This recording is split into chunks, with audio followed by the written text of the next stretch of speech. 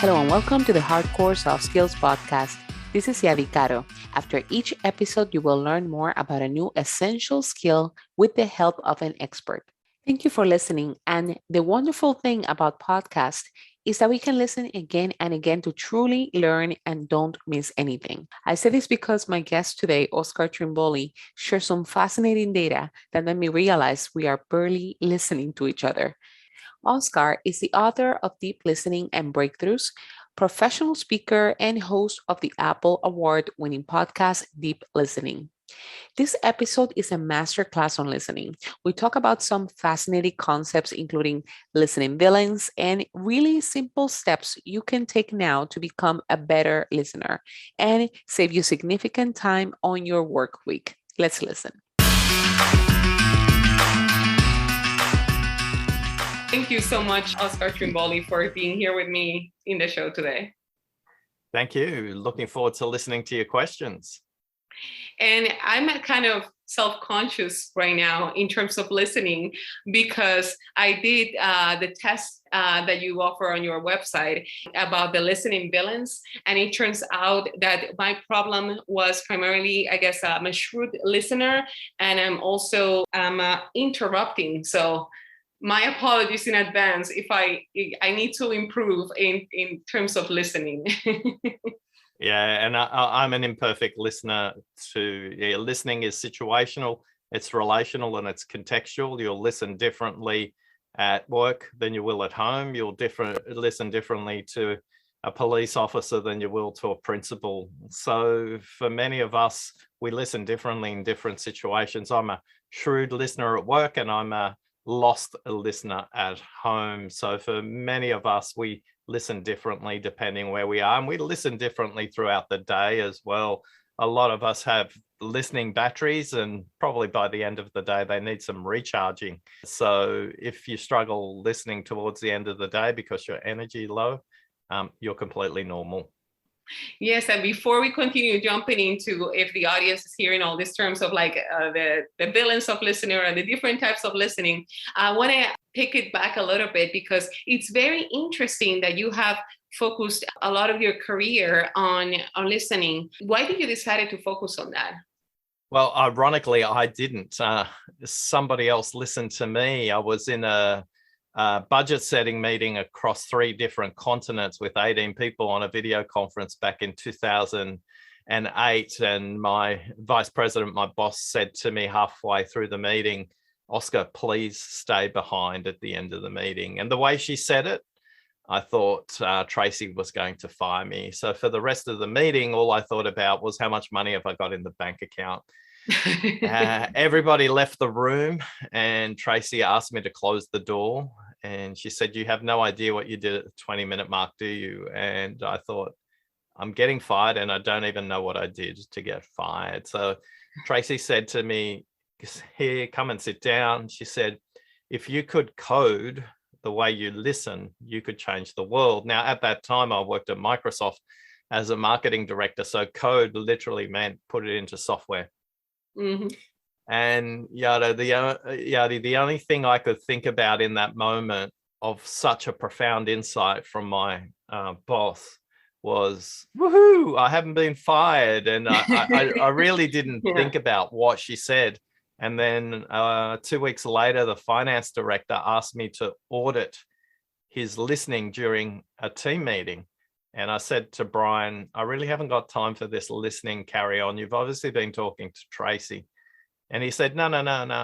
I'm telling you, come, you'll make a big difference. Come and audit my listening. So for the first time in my life, I had to watch somebody else and notice the kinds of questions they asked, how frequently they interrupted, or despite the fact there were 10 people in the room, only 3 people spoke. Were they really listening to all the voices in the room? And, wind the clock forward, second decade, I'm on a quest to create 100 million deep listeners in the world because somebody listened to the way I listened in that moment. And it was, that's the spark that lit the fire. Wow, that's very interesting because how were you able to codify, not in the sense of software writing, as you mentioned, but in order to come up with basically the types of listeners, as well as the keys for that make a good listener. How long did it took you? How did that came about? Well, I'd say 17 years into that journey. So, working on the long game.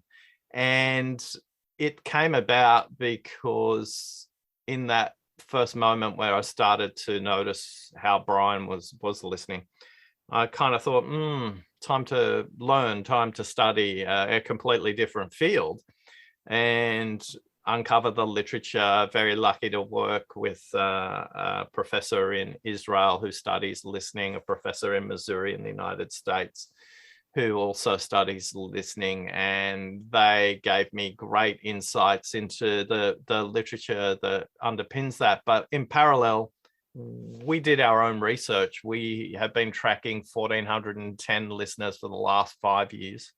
So we know how they're making progress around their listening. And everything in the listening quiz came about because my clients asked me for a very simple assessment tool that they could put through their teams and the organization. So that itself, the listening quiz. So if you want to take the quiz, just visit listeningquiz.com and you can take the quiz there. It only takes 5 minutes. It's very short, and you'll get a tailored report based on your listening villain. But that came through working with data scientists, that came through working with market research companies and some software companies. And the names came about from the research group. I didn't kind of come up with them. And the listening barriers is really interesting. When you ask people, are you well below average as a listener, below average, average, above average, well above average? 3/4 of people say they're well above average or above average listeners, 3/4 of people. But when you ask the speaker, they say 50% of people are average listeners and the rest kind of fall away into a normal curve. So there's this big disconnect between the way we think we listen and the way other people perceive the way we listen. So one of the things we have is a very simple way for people to think about progress. It's the 5 levels of listening. And we talk about the fact that you need to have a great foundation in place. You need to be able to listen to yourself first before you start to listen to the person who's speaking. So the 5 levels of listening also came out of the research. And so level 1, listen to yourself. Level 2, listen to the content. Level 3, listen for the context of the conversation, the backstory, the patterns. Level 4, listen for what's unsaid. And then level 5, listen for meaning. What are they actually thinking and what are they meaning?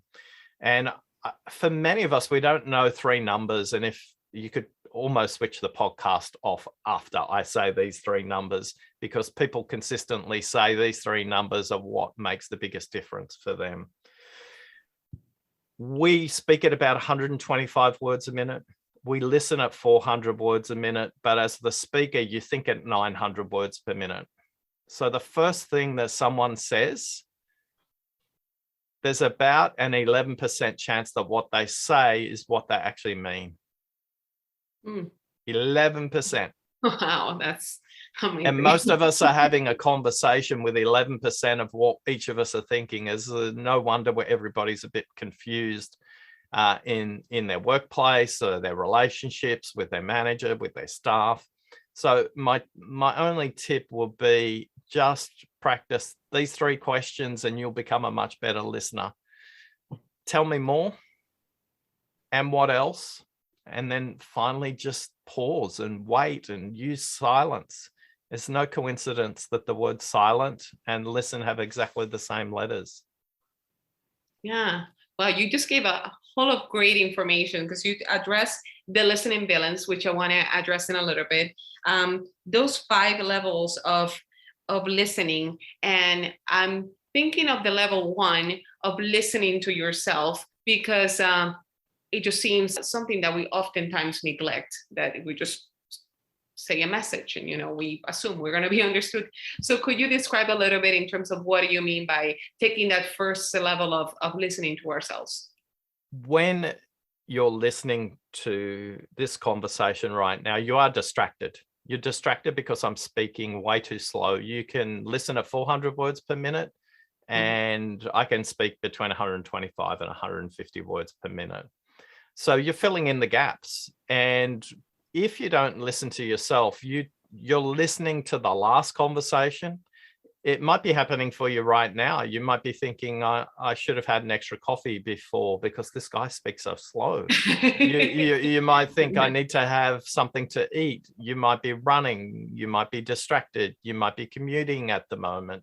So for many of us, when it comes to our listening, we don't realize literally how many browser tabs we have open in our brain. And listening happens in the modern part of the brain, just behind your skull at the front of your head. And there's a part of your brain called working memory. And a lot of people think that working memory is infinite. They can just keep filling it up and filling it up and filling it up.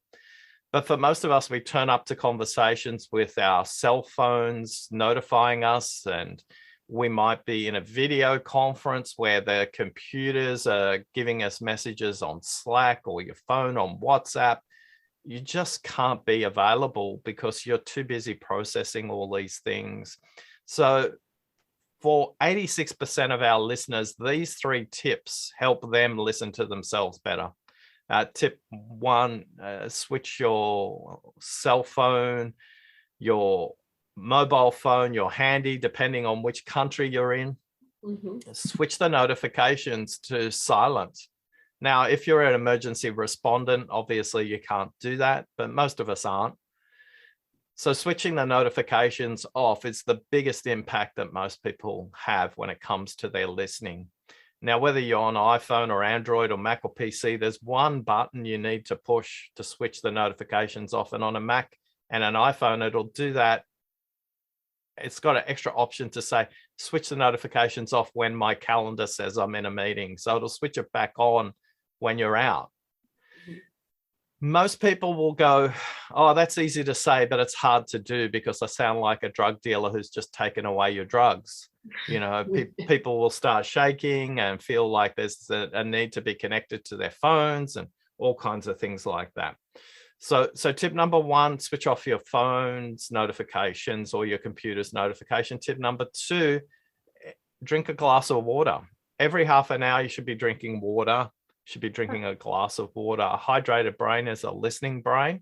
Interesting. And it also sends a signal to this part of your body, just below your heart, in your chest and lung area, the parasympathetic nervous system.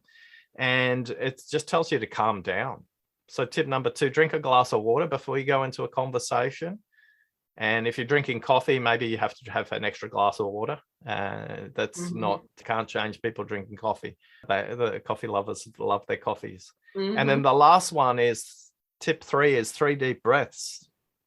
Just take 3 deep breaths in through your nose, down to the bottom of your lungs and out through your mouth. Whether I've interviewed opera singers, Olympic athletes, world champion snipers from the military, breathing is a critical skill to bringing them present in the moment. And if you're in the conversation and somebody says triggers you, makes you angry or mad, just take a deep breath. And again, it'll send a calming signal to that parasympathetic nervous system to say, everything's okay. Now, those 3 things, they're really easy to say. Switch the notifications off, drink a glass of water every half an hour, and take 3 deep breaths before you get into a conversation. But practicing them is very difficult. It's simple to say, hard to do. What we know is, in our database of people that we've been tracking, of the 1,410 people, those who apply those 3 tips consistently get 4 hours a week back in their schedule, because they don't have to repeat themselves in conversations they're in. They don't have to redo work that they didn't listen to carefully. And they are present and hear what the person means, not just what they say the first time as well. So those 3 tips, they sound so basic and practical. And people always go, yes, yes, but what's the level 4 tip, Oscar? And I always say, we got to get the foundation right at level 1. Once we get level 1 right, well, then let's move on to the other levels as well. That is wonderful, because what you mentioned, that the aspect of listening is not just about avoiding conflict or making sure we're understood, but also it's productive. It enhances the productivity, or not enhances, but I guess it saves time. That's 4 hours that you mentioned in the week. Those are pretty significant. And by taking those steps, so this is very fascinating. It's half a day, 4 hours a week. So, one big myth that people have about listening is that you shouldn't interrupt. So I just want to point out that great listeners skillfully and elegantly interrupt. So an interrupting listening villain will interrupt somebody mid-sentence and try and answer their question really quickly. But if somebody's saying the same thing over and over and over again and are really stuck, that's when you as a listener should skillfully and elegantly interrupt them in a way that helps them to notice that they're stuck in a pattern. So one of the myths of listening is focus on the speaker first. No, you focus on yourself first. Another myth is interrupting is bad. No, interrupting can actually be a really, really important thing that the listener does. Yeah, and I'm sure certainly the art of interrupting skillfully requires a lot of practice as well. So yeah, thank you for that information. Now that we keep talking about the listening villains, could you describe a little bit each one in terms of what they mean and how they affect us? So there are 4 villains of listening: dramatic, interrupting, lost, and shrewd. And the dramatic listening villain loves listening to your story. If you say, oh, I'm struggling with my boss, they'll say, yeah, I understand you've got a terrible boss, but let me tell you about my boss, the worst boss I ever had. And they love your story because it gives them the opportunity to be in the spotlight. Now, the dramatic listening villain listens through connection. So they want to connect to the other person on an emotional level, but they don't understand the difference between empathy, I can acknowledge how you feel, versus sympathy. I want to feel exactly the same way you do, and let me showcase how that is. So for the dramatic listener, the phrase they just want to practice, tell me more. Tell me more. That's all. If they practice tell me more, that's all they need to do. The interrupting listening villain is like the quiz show contestant on Jeopardy that presses the buzzer just a little too early and anticipates what the question is from the host, but they answer the wrong question. The interrupting villain, they value time. They want to get there quicker. They're very good at solving, and they want to do that quicker because they feel that to create a productive connection with you, let's get to the solution faster. Then we have the lost listener. They're lost in their own thoughts. They could be thinking about the last meeting, the next meeting, the previous meeting. There's a whole bunch of things the lost listener could be thinking about. So the lost listener could be lost by the content of the conversation. If I was to mention a holiday in the Caribbean, a lot of people right now would be already lost thinking about, oh, it would be nice to travel. It would be nice to go to the Caribbean. It would be nice to get to the beaches.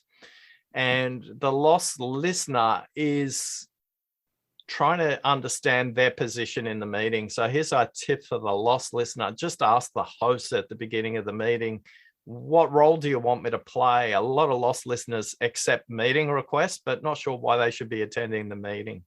So if you're a lost listener, ask the host in a group meeting, what's your expectations of me in terms of contribution during this meeting? Now, in a one-on-one conversation, the lost listener should be asking the other person, what will make this a great meeting for you? And when they get lost, come back and think about that. If you're on a video conference and you're the lost listener, just try and notice the color of the speaker's eyes, and that will get you focused in a completely different way. So if you can pick the color of a person's eyes, that's great. Now, you might be trying to do that with me, and I've got two slightly different colored eyes when it comes to my eye color. Then the last one, your primary listening villain is shrewd, Yadi. So shrewd is a problem-solving machine. They actually give great visual signals that they're listening.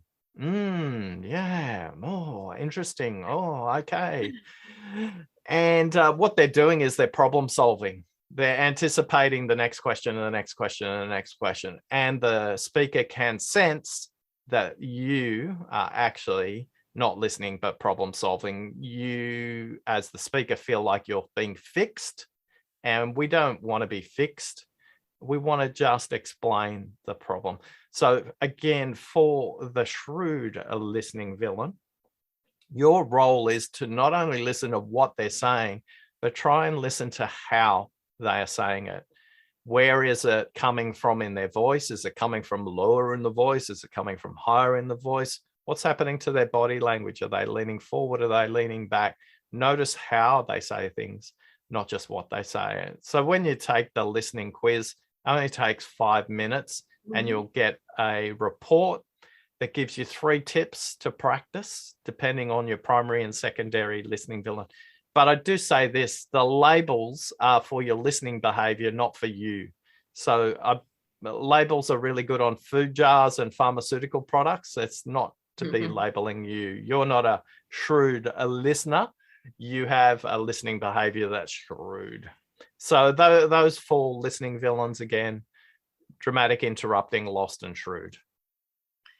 Yes, as I listen to you in terms of describing those, I can find great advice. And since, as I mentioned earlier in the conversation, that the test that I took the test, and I highly recommend our listeners to go ahead and take it, because it was pretty accurate. I'm the type that, as I listen to at work particularly, I try to find a solution for something, and my husband will agree that I'm an interrupting listener as well, and try to, like, let's get to the bottom of this, let's moving on.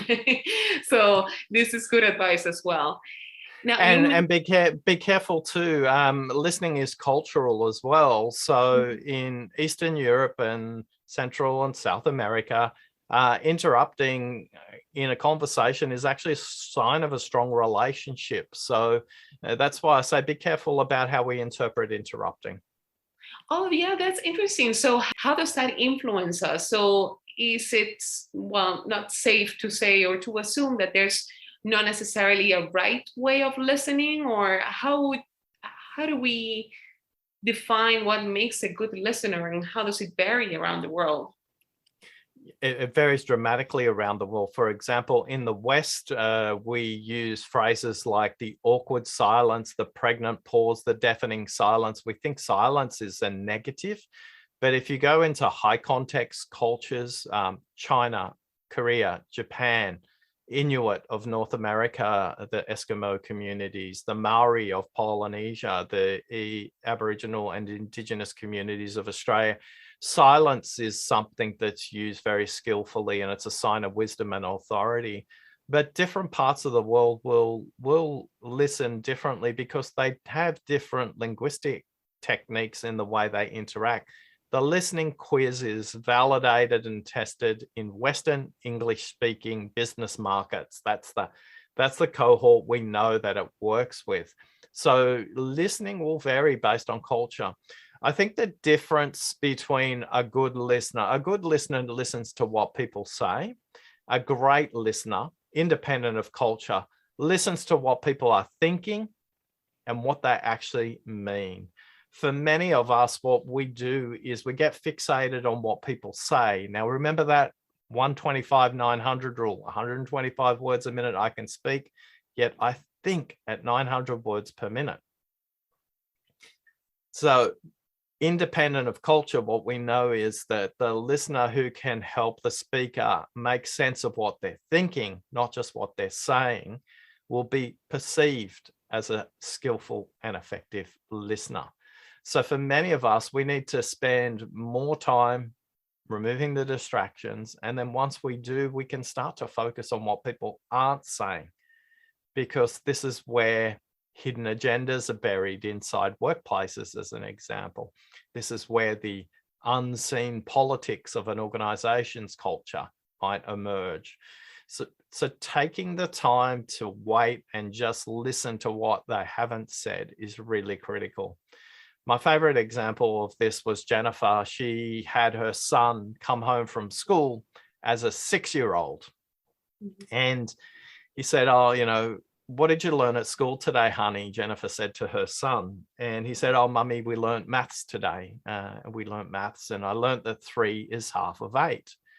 And Jennifer used to be a primary school teacher. She was confused and wasn't sure. Maybe she misheard him. She said, honey, what did you say? She said, oh, we learned division at school today. I learned 3 is half of 8. And she's got this very puzzled look on her face. So she goes to the kitchen and gets a packet of M&Ms. And she counts out 8 M&Ms in rows of 4 and 4 and lays them out on the table for her son. And she picks up her son, puts him on the kitchen chair and says, look, Christopher, can you count this row of M&Ms? And he goes, 1, 2, 3, 4. And she goes, can you count the other ones? And he goes, 1, 2, 3, 4. And she said, how many M&Ms are there? And she said, oh, 1, 2, 3, 4, 5, 6, 7, 8. There's 8 M&Ms, mummy. Now they're in half, Christopher. So what is half of 8? And he said, 3. 3 is half of 8, mummy. And she said, no, you're Christopher. 4 is half of 8, not 3. And in that moment, he said, mummy, let me explain.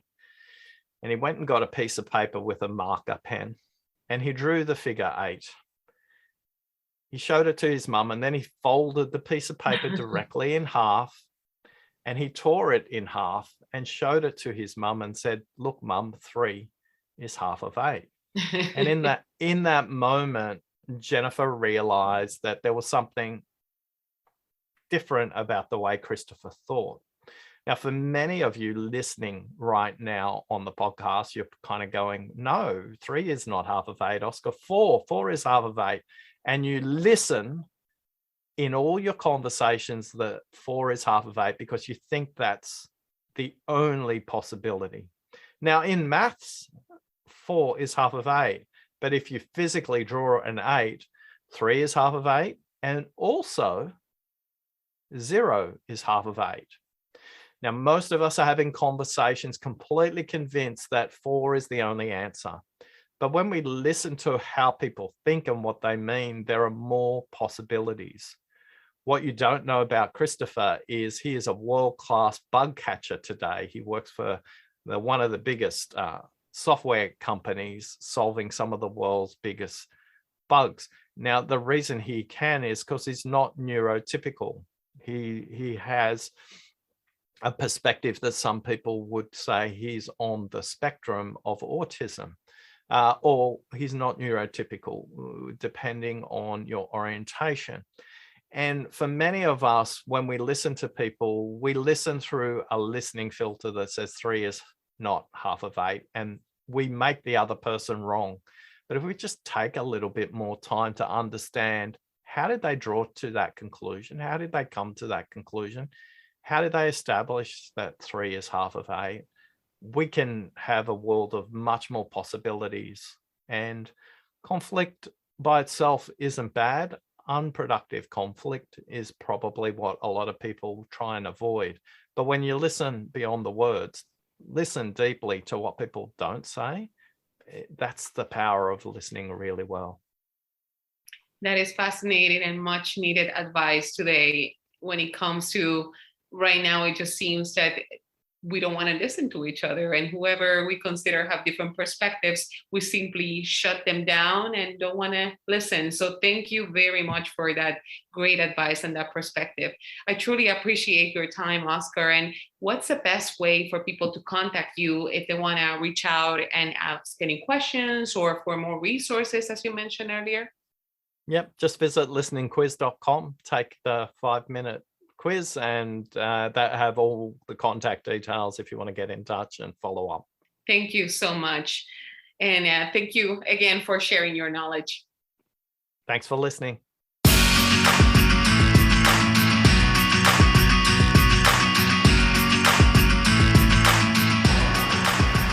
for listening today. Before you go, I need two things. Number one, go to hardcoresoftskillspodcast.com and click on Rate This Show to give the show a 5-star review and help many others discover the content. And number two, sign up to get additional resources to learn more. See you next time.